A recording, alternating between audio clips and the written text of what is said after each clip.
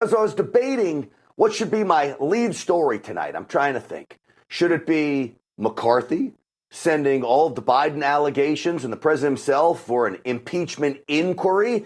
He's agreed to do that. Or should it be Congressman Matt Gaetz from Florida, the Republican firebrand down there, threatening Matt Gaetz to have him removed from office for not living up to his deal for having conservatives join with other Republicans to elect him to Speaker of the House? So here's my choice. I actually think the McCarthy story of being threatened by Matt Gaetz is the biggest story, because it is where our future is, right? Whether or not McCarthy can speed things up. We should have had this impeachment a long time ago. And I think this is what Matt Gaetz was getting to when he said McCarthy needs to be put on notice. He broke the commitment that he made. Here's Matt Gaetz. I rise today to serve notice. Mr. Speaker, you are out of compliance with the agreement that allowed you to assume this role. The path forward for the House of Representatives is to either bring you into immediate total compliance or remove you pursuant to a motion to vacate the chair. All right. One of the reasons we're in the position that we're in with deciding on the impeachment inquiry about Joe Biden is because of a lack of action on behalf of Speaker McCarthy. This should have been done a long time ago. We now have real political ramifications. You know, I've been telling you I think Joe Biden should most certainly be impeached. All the evidence is there. We all know that he's corrupt.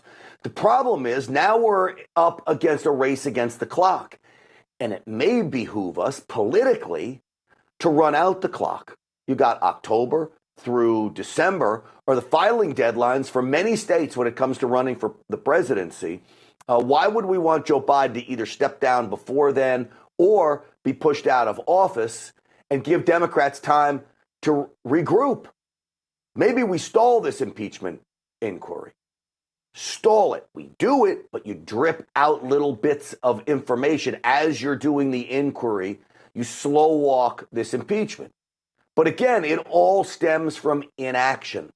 And the inaction stems from Republican leadership. Here's Matt Gaetz again.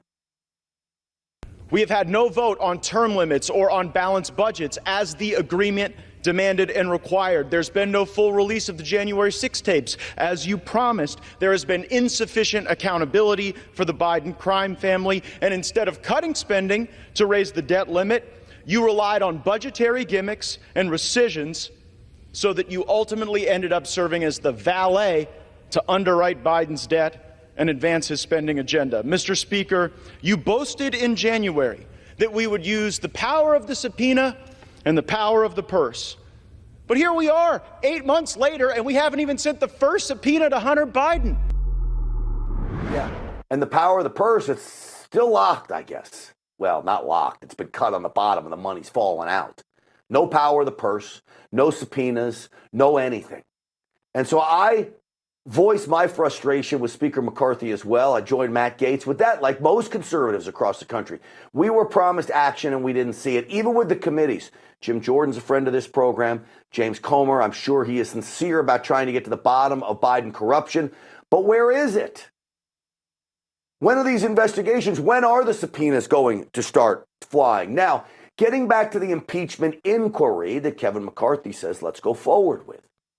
Maybe we use this to our advantage. Maybe we use it to run out the clock.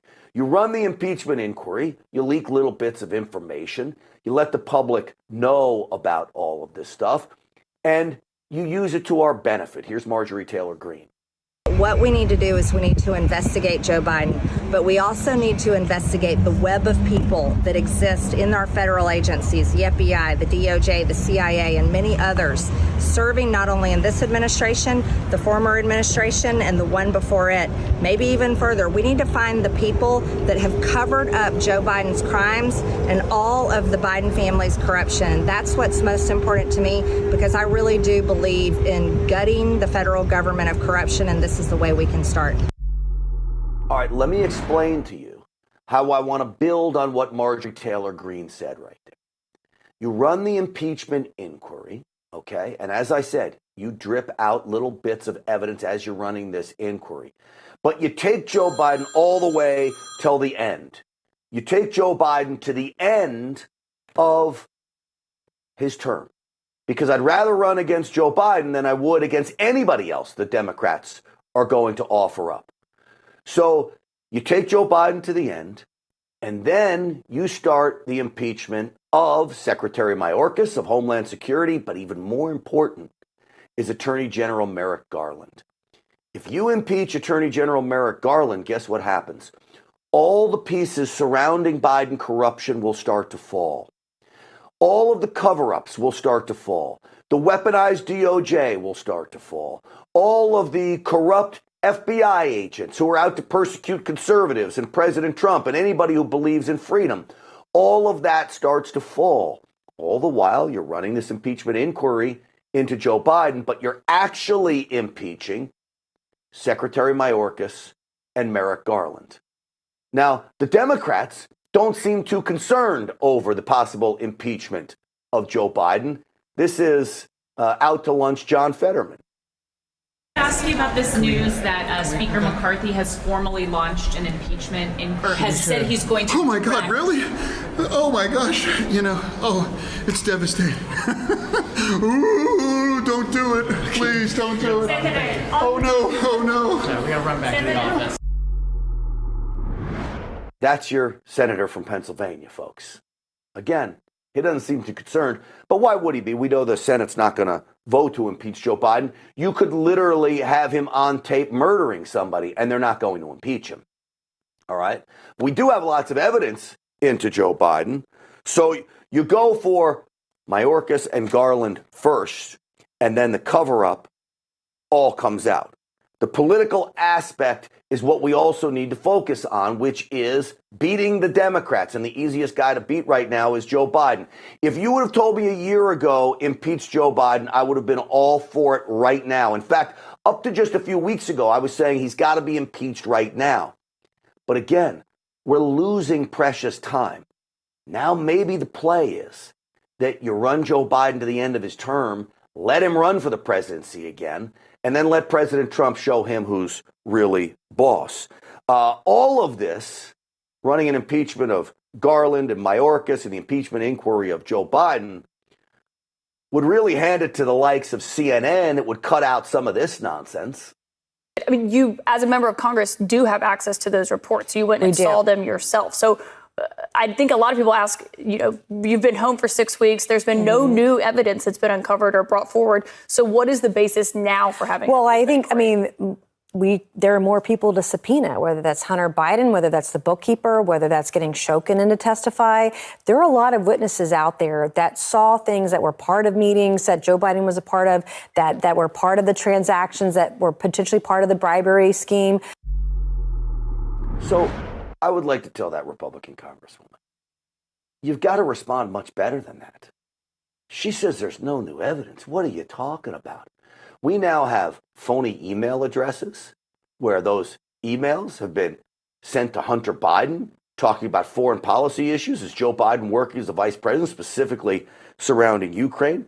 We've got dozens upon dozens of phone call records now where the vice president, Joe Biden, was on those phone calls with Hunter Biden crew members. That's what we'll call them because that's like the mafia. They run a crew.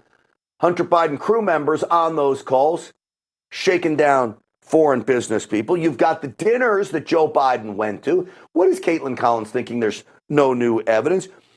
We now know about all the plane rides on Air Force Two. Air Force Two was the fanciest getaway car I've ever seen in my life.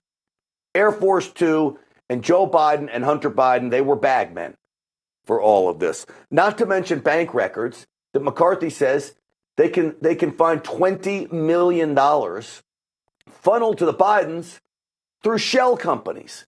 Now, if everything's above board, why are you using shell companies? That's the new evidence.